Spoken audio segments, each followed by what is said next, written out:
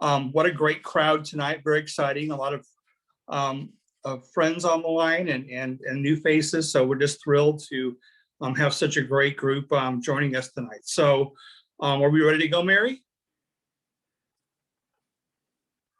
And don't forget to unmute yourself as well. So used to muting, but yeah, that's good. Sounds great. So great. So a great program tonight.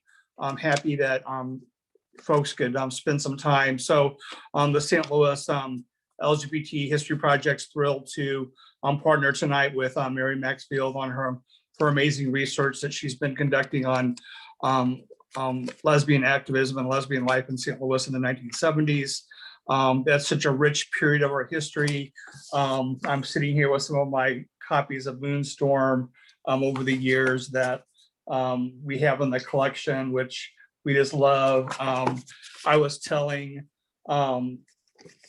Mary that a couple years ago, I copied recipes out of the old Moonstorms one year and handed them out of pride, and people just loved them. So, so just rich information in this very pioneering publication. So Mary has spent a lot of time with some of you over the last several months, interviewing you and garnering amazing information. So I'm just ecstatic to present her so I can just be a sponge as well and listen and learn tonight with you all. The game plan is Mary's going to speak about 30 minutes, and then we'll save about another 30 minutes or so for question and answer, and the question and answer period will not be recorded. We also have a great technical advisor tonight. Melissa Anderson's going to be with us, helping us manage the technical side of all this. So if you have questions for Mary for the question and answer time, feel free to use the chat function to, if you would like to put the questions out there ahead of time, if you're thinking of them. If not, we can do try to moderate the question and answer period as best we can after her presentation. So I am just going to, I have some tea and some pound cake. I'm going to sit back with all of you and just get ready to be informed with Mary's great research. So Mary, so happy to be with you tonight.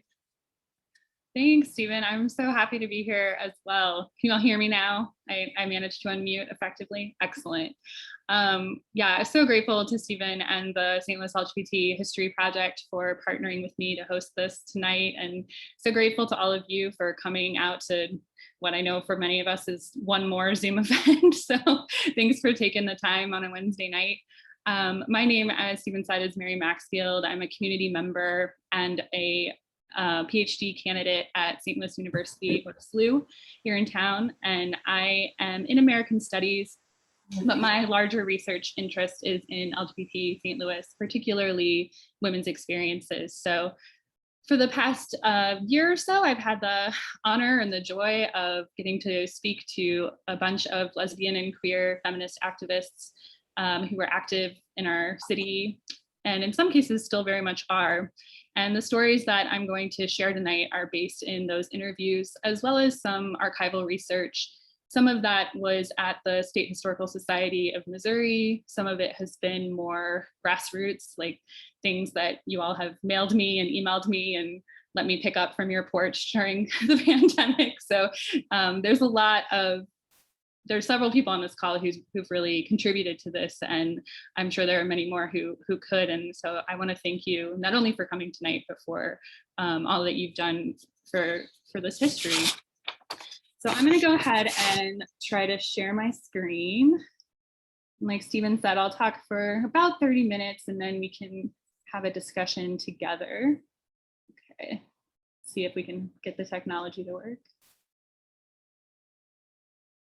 Everybody seeing that? Looks like presentation. Excellent. Okay. So those of you who know me well will not be surprised that I couldn't really resist starting this off with a song.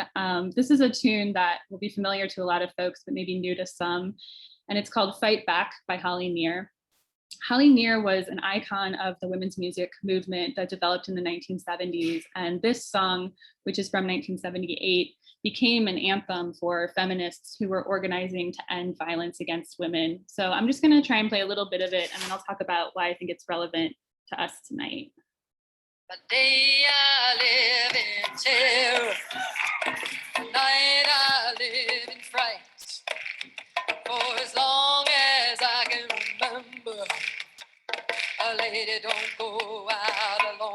night. No, no, lady, don't go out alone at night. But I don't accept the verdict. It's a wrong one anyway. 'Cause nowadays a woman can't even go out in the middle of the day. Safely can't go out in the middle of the day. And so we've got to fight back in large numbers. Fight back. I can't make it alone. Fight back in large numbers. Together we can make a safe home. Together we can make a safe home.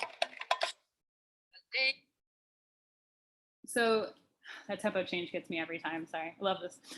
So some of you've already gathered, but the title of this talk is taken from Holly Near's Fight Back. And I wanted to start with this song because I think it encapsulates some of the key themes that you'll see tonight. First, a lot of the activism from this period falls under the umbrella of cultural feminism or culture work more broadly. It's not at all strange in this context that there's this popular women's musician who's simultaneously entertaining women, indicting the culture of violence, and putting out a call to action. And we'll see a lot of that kind of mix of activism, political work, and cultural work tonight. Second, women broadly, but also lesbians and feminists specifically, are targeted for violence during this period. So the idea that, as Near says, by day I live in terror is not hyperbole for a lot of these women. As women work to claim space, they're met with violence that ranges from harassment by neighbors to harassment by the FBI, from slashed car tires to firebombs. And in spite of that, and partly in response to it, these activists continue to carve out space for lesbians and other women. And when I say carve out space, I mean two things. First, I mean actual physical spaces like storefronts and homes and concert venues. And second, I mean space in discourse, space in media. Through feminist literature and songwriting, there's this push to carve space for women's voices and women's perspectives. And I want to emphasize both of these because partly in response to the violence that these women face, the physical locations that they found don't always last. So these aren't spaces that you're going to see still in use today in the same ways, or that are going to be included on a historical registry, at least not yet, right? But the networks that are carved out through feminist publications, through musical events, those really do last, and they have a lasting impact on our city even today. The anti-violence organizing that comes out of those networks has a lasting impact as well. So that's what I want to talk about tonight. I want to talk about a few of the particular organizations that developed during this time, some of the ways that they worked to take up space physically and in media, the violence that they encountered, and the anti-violence organizing they led. I also want to talk about the ongoing legacy of their work. So to do this, I'll give a brief overview of several organizations and events, and I'll just throw out there now that there's a lot more going on with each of these groups than I can squeeze in tonight, and there are a lot of other organizing efforts beyond these groups. So the short version is there's a lot more work to be done, and I'm hoping some of you will help me do it, but I'll save the pitch for later in the evening. Okay, so I'll start off by talking about some of the lesbian collectives that pop up during this time, because a lot of the organizing that happens grows out of these collectives. To take a step back, one of the things that's interesting about lesbian spaces in the 1970s is that they're often serving private and public functions simultaneously. They're private in the sense that they're domestic, familial spaces, literally people's homes, right? And they're also public spaces that are open to lesbians who are passing through town. They're hubs for community organizing and planning direct actions, that kind of thing. And probably the best example of this hybrid private-public kind of space are the lesbian collectives that begin to be founded in St. Louis in the early 1970s. So there were at least 4 lesbian collectives or women's houses founded in St. Louis during this decade. These included the Women's House, which originated in a duplex on Clover before quickly moving to McPherson Avenue in the Central West End, not too far from the current location of Left Bank Books, for those of you who are familiar with that. There was July House on Victor Avenue, and then there were two Shaw neighborhood collectives on Botanical Avenue called Cat House and Thornapple. And the image that you're seeing here is Thornapple House just earlier this week. This was provided to me by Barb Getty, so thanks Barb for passing that along. To my knowledge, this is no longer a lesbian collective, but the structure does still stand. So all of these women's houses were part of a larger movement for collective organizing and collective living across the political left during this period. In the Central West End alone, you had the leftist collective that founded Left Bank Books, the collective behind the independent radio station KDNA, which is now KDHX. You have another group that participated in the Venceremos Brigade, which was cutting sugarcane in Cuba for the revolution. And these are just some examples, right? Collectives were a common feature of the landscape at the time. But that's not to say that the lesbian collectives weren't unique. The Women's House on McPherson, as you can tell by the fact that it's called the Women's House, was notable for being an all-female residence. The use of women's also necessarily coded the fact that the house was also all lesbian. So former member Chris Kleindienst told me in an interview that the space was called the Women's House partly to show inclusion of all women, not just lesbians, and partly because there's a fear of violence in response to naming the building as a lesbian space. In fact, all of the collectives that I've mentioned were targeted by violence, both institutional violence and individual violence. And again, this photo in the slide is of the Women's House more recently. This is just in the past couple of years. It's now a private residence, but it's still standing in the Central West End. So let's talk about some of the examples of violence that these women faced. Collective member Claire Kinberg, who was a student at Harris-Stowe State College, remembers attending her student teaching position with a black eye after being punched on a street corner. Barb Getty, a former member of Cat House and Thornapple House, recalls cars turned upside down or left with their tires stolen, as well as innumerable gunshots through the windows. Kinberg remembers youth in the neighborhood breaking every window in their house with rocks, to the point that residents replaced the glass with plexiglass to keep it from shattering. Getty told me, I was mostly terrified every day. Not terrified, but I'd come home and I'd be like, now what is going to happen? She describes a young neighbor who loved to yell Barb is a fag at the top of his lungs every time she walked into her home, and on an occasion when the same statement was painted on her garage door. Similarly, Kinberg recalls someone spray painting Claire is a leslie on her car in the early 1980s. Unable to remove the paint, she continued to drive the graffitied car to classes for another 2 years. Getty also described a particularly horrific incident that occurred one Halloween when her harassers stuffed a dummy of a woman, put a knife in its belly, covered it with fake blood, and threw it on their porch. The harassment, she says, just was endless. The harassment also wasn't limited to neighbors. Lesbian activists found themselves targeted for violence and surveillance by law enforcement, including the FBI.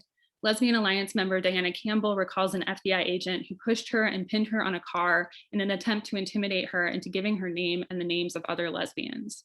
Agents knocked on the door at Cat House and showed up at activist Janice Gutman's home after she moved to Wentzville, Missouri from the Women's House. In Wentzville, the agents claimed to be in search of Susan Sachs, who was a lesbian activist on the FBI's most wanted list. But Gutman says it was just an excuse for harassment. Years later, when she gained access to her FBI file, Gutman learned that after the last residents of the Women's House moved, agents scoured the building, dug through the garbage, and opened a file for every name they found.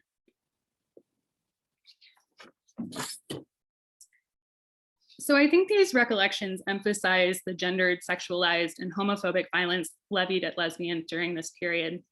But nevertheless, these women continued to organize. Before the Women's House exploded into 3 different households, 14 lesbians lived collectively within its walls. And that's just one of these 4 collectives, right? Together, the women involved formed the Lesbian Alliance, Moonstorm, the Coffee House, which was later a woman's place. They also founded their own printing press, which was Tiamat, a bookstore called The Women's Eye, and a music production company called Tomato Productions, later Red Tomato Inc.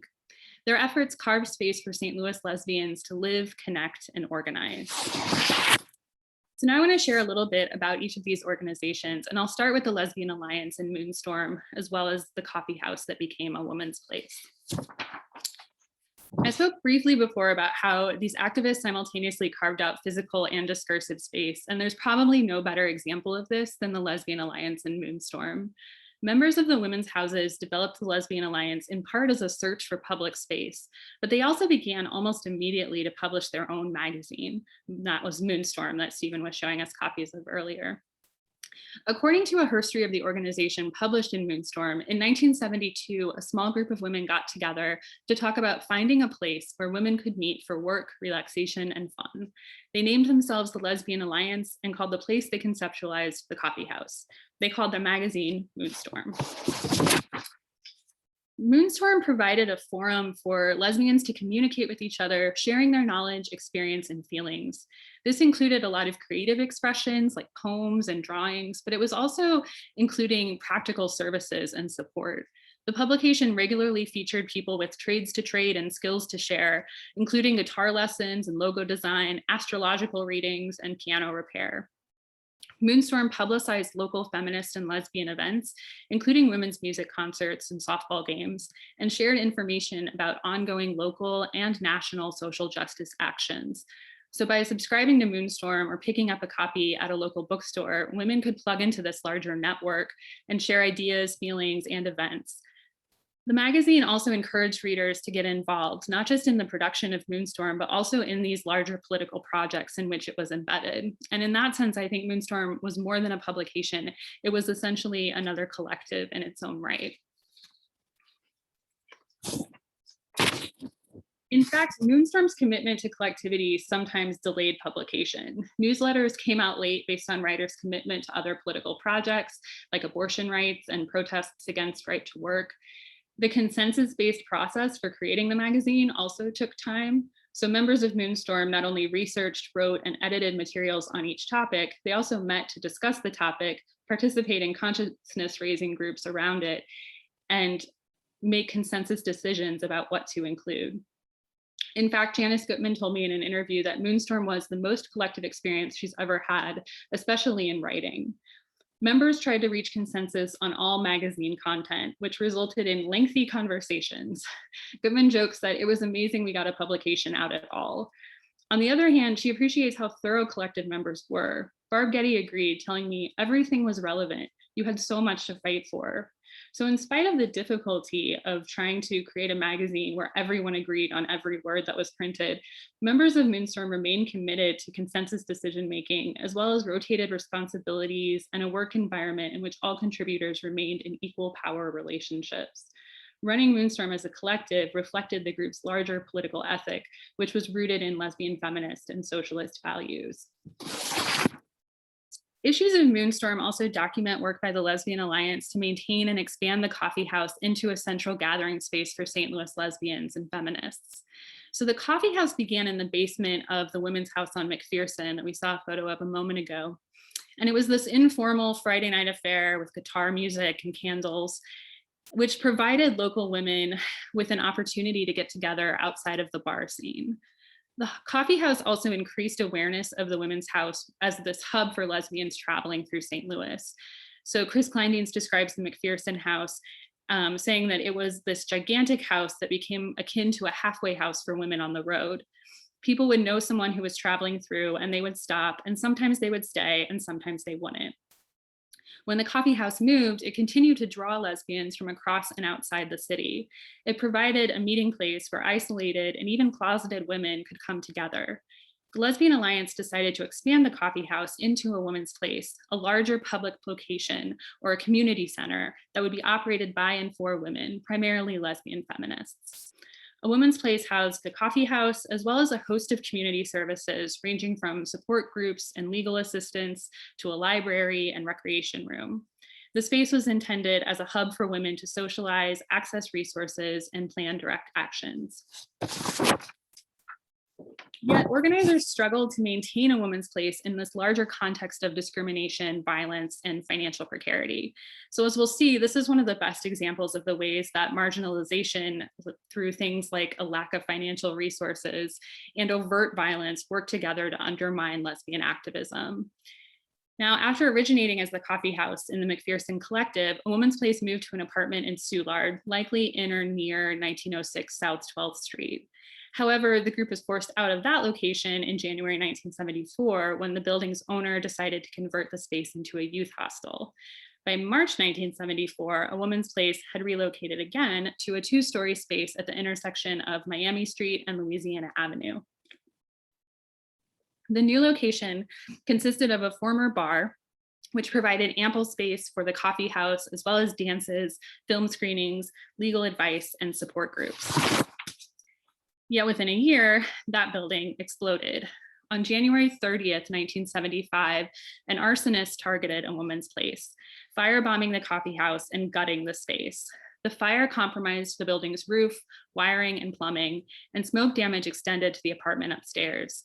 Some members of the Lesbian Alliance believe the landlord demolished the building for insurance purposes. Others suspected law enforcement personnel, including the city's Red Squad and the FBI.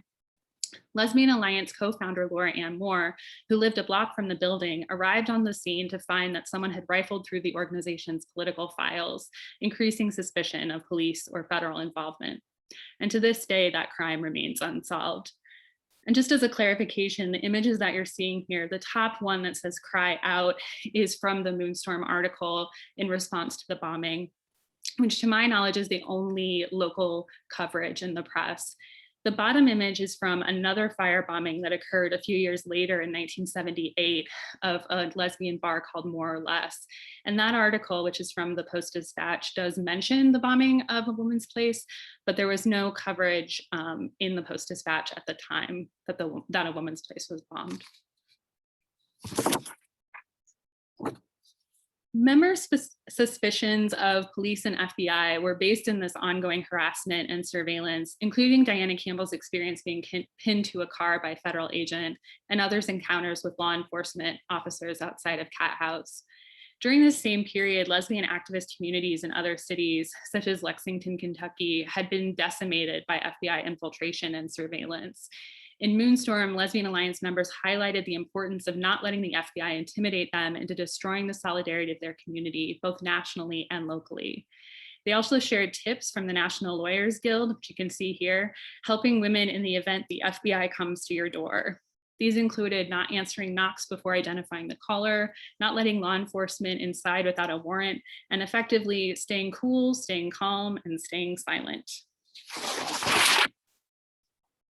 The destruction of A Woman's Place illustrates the intersection of systemic violence and more individual violence. And what I mean by that is that a single arsonist destroyed the space, but that act also represents the culmination of this ongoing campaign of harassment. If the landlord was actually responsible for the crime, his involvement illustrates the violence with which people with resources blocked lesbian attempts to claim space. The possibility of police involvement also underscores the climate of surveillance and criminalization. Basically, lesbians were targeted as threats to public safety, even while experiencing victimization. Also, the bombing intensified the group's already dire financial situation. While a more resourced organization might have rebuilt or relocated, the Lesbian Alliance, which was already in financial crisis prior to the bombing, could do neither.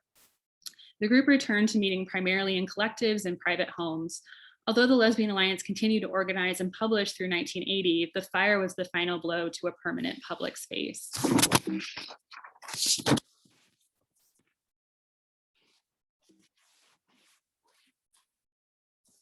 This was not, however, the end of lesbian organizing.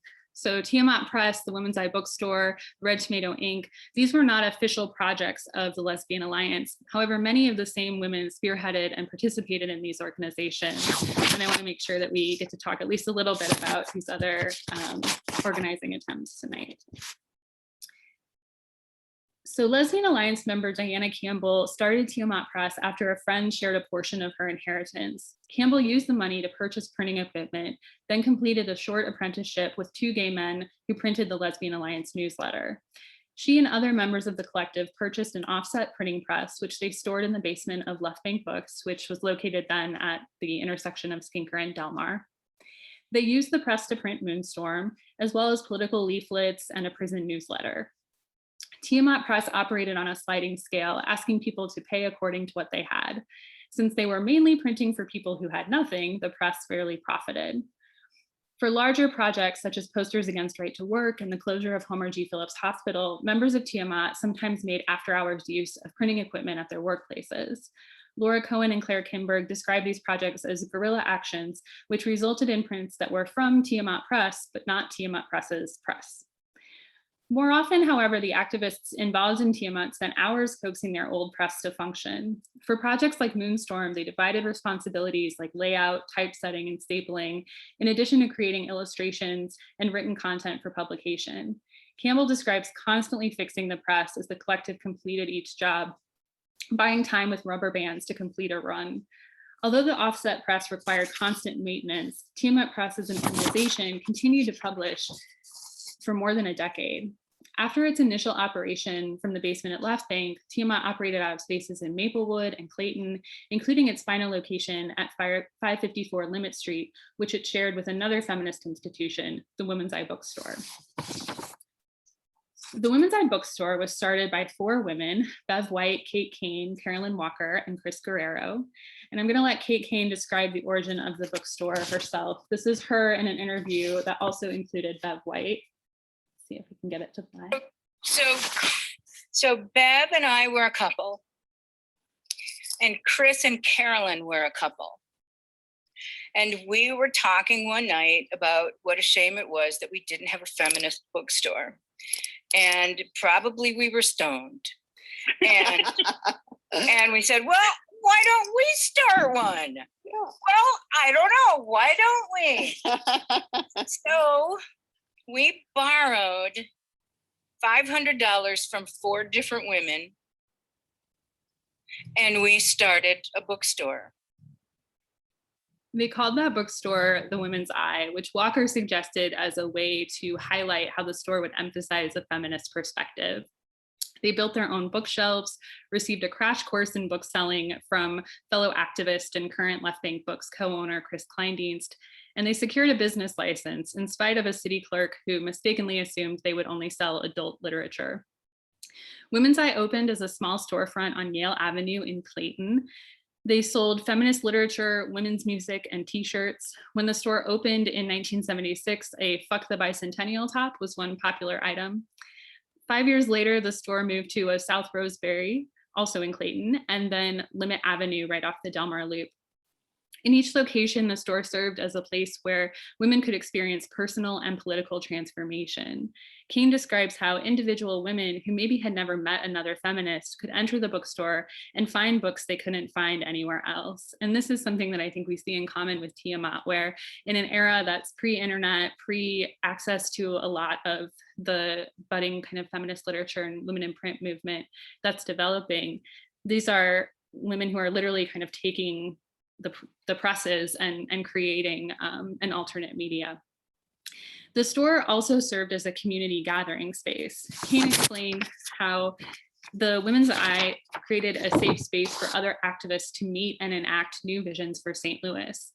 She gave an example of someone asking, why do we not have a rape crisis hotline? Well, I don't know. Let's have a meeting about it. Well, where should we go? Let's go to the bookstore.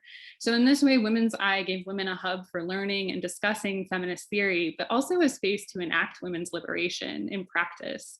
The store remained open for over a decade before eventually closing in 1988. So there were 3 or 4 feminist albums released through the newly founded women's music label, Olivia Records, that provided the soundtrack for Women's Eye. Kane describes playing them over and over again on a small portable turntable. And the first of those records, Meg Christian's I Know You Know, also inspired the creation of Tomato Productions, later Red Tomato Inc., which was an event production company that provided the foundation for women's music in St. Louis. Chris Kleindienst and Sue Hyde co-founded Tomato Productions in 1974 after they got a call from Annika Earhart, who was a high school friend of Kleindienst's. Earhart had briefly lived in the Women's House before moving to Washington, D.C. And she was a skilled musician who ended up playing piano on this first album from Olivia Records, I Know You Know. So after the album was released, Christian, Earhart, and other musicians involved with I Know You Know decided they wanted to tour, and Earhart called Kleindienst about scheduling a stop in St. Louis. Kleindienst agreed to set up a concert, and she and Hyde worked with the fledgling Women's Studies program at Washington University to produce the event. So effectively, Red Tomato was part of the first tour for the first album in women's music, a genre and network that just grew exponentially over the next decade. From then on, Kleindienst and Hyde just kept producing concerts because there kept being more people, meaning more women interested in performing and more women in need of events to attend. Kleindienst suggests that these concerts gave women who would never go to a bar or who would never think, oh, I might be a lesbian, maybe I'll go to a gay bar, a place to go and be around other lesbians. Once surrounded by lesbians, these women often found themselves having a watershed experience. In Kleindienst's view, lesbian and feminist media, including music and books, offered women a mirror, a way to put themselves in context that could be earth-shattering and inspiring. After an event, women would come up to Kleindienst with tears in their eyes, like they had come home.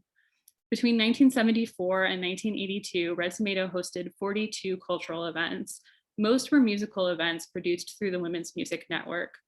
Although Red Tomato events generally had audiences of about 75 or 200 women, the largest event drew a crowd of over 1,000 women. And here you see ads for that event, which was a concert by Holly Near, in addition to the top left, which is a Chris Williamson ad, and the top right, which is Meg Christian. All three of these artists performed at Red Tomato concerts. And it's back. At one Meg Christian concert, she performed a cover of a new song by Holly Near, which was Fight Back. Christian also used the song to discuss a growing protest movement to take back the night. Months later, hundreds of St. Louis women would do just that, gathering for the city's first Take Back the Night march on June 8th, 1979.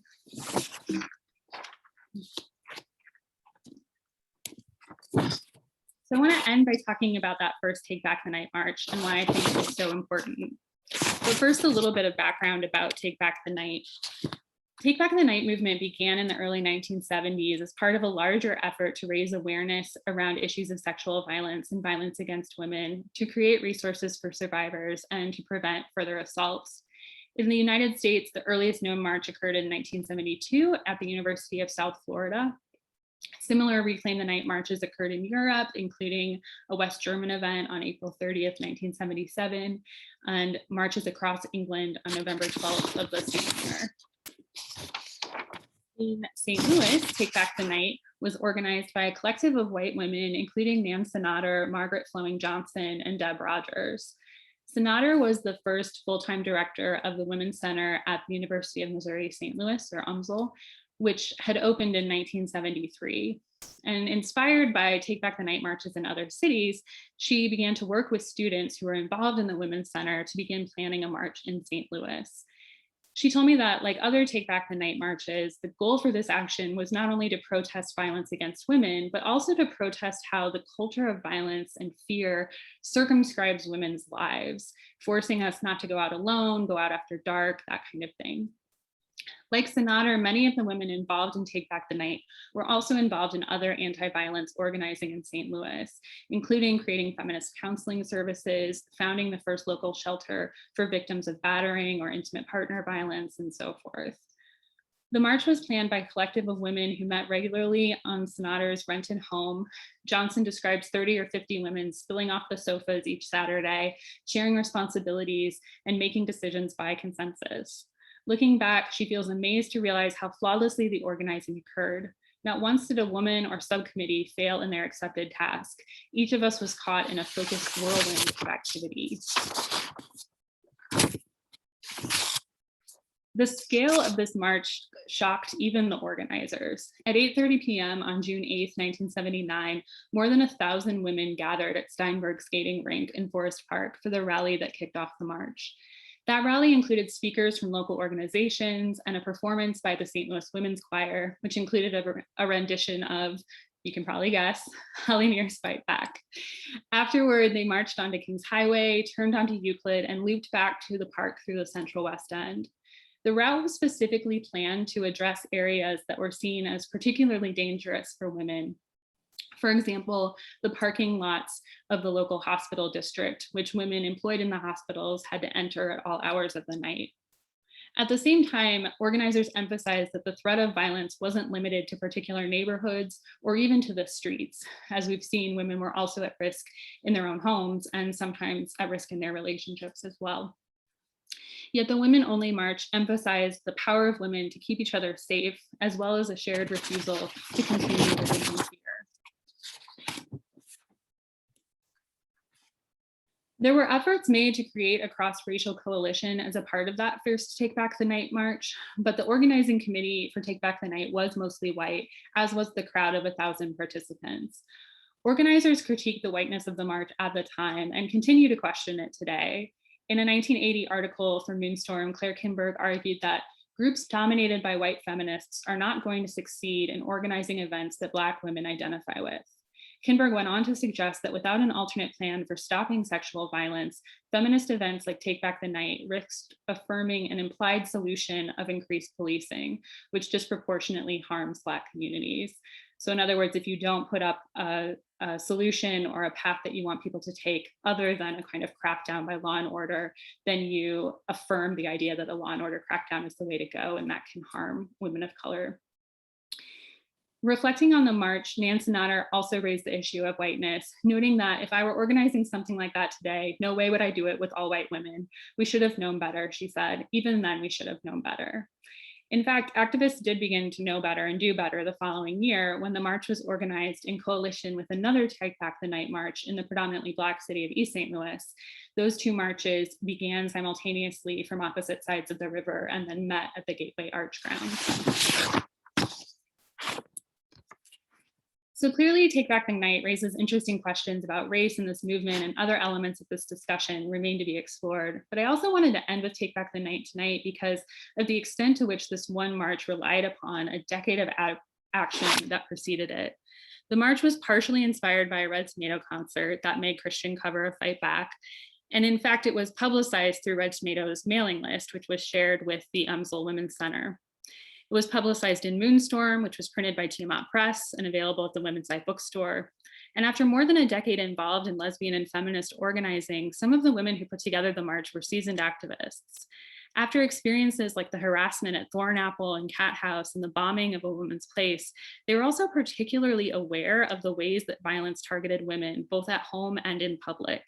In Take Back the Night, they stood up once again and insisted that the city was a place that all women, and lesbians specifically, had the right to claim. So most of the organizations that I've mentioned tonight didn't survive the 1980s, and I think it's easy and in some ways accurate to read that as a loss. However, the legacy of these organizations persists. The anti-violence organizing that was started by these activists continues to this day. The Women's Safe House that they founded, for example, is still in operation. Red Tomato Productions helped lay the foundation for Wired Women, a women's music production company which hosted dances through the 1990s, and the Mid-J's Lucky 11 dances that continued through at least 2017. While the Women's Eye bookstore closed in 1988, Left Bank Books, which is co-owned by Kleindienst and who advised the booksellers at their initial operations, just celebrated its 50th anniversary in 2019. Bev White, one of the Women's Eye founders, went on to run another feminist bookstore in Florida. In fact, most of the women interviewed for this project continue to play an active role in organizing in St. Louis, in other local communities that they've moved to since this period, and in the network of lesbian and feminist activism across the country. So my hope is that by gathering and recording this history, we can emphasize not only the thriving lesbian culture that existed in St. Louis in the 1970s, but also the ongoing impact of that culture on the city today. Organizations have changed names, venues, and leaderships, and particular projects have come to a close. But to return one last time to Holly Near, the networks continue to fight back in large numbers, and those numbers continue to grow. So that is the extent of what I have. Thank you for listening for a large chunk of talking. I'm going to take a drink in just a moment here. I also wanted to throw up before we move into discussion and Q&A that this presentation comes from an article that'll come out in an anthology next year, which is called Left in the Midwest, Building Progressive Social Movements in 60s and 70s St. Louis. So if you're interested in that, it should be available within the year. Also, as I said, there's a lot more conversation to have, and I'm looking forward to having some of it tonight, but I'm also very much available for anybody who wants to reach out and have more of it after this talk, and my contact information is there as well, and we can put it in the chat too.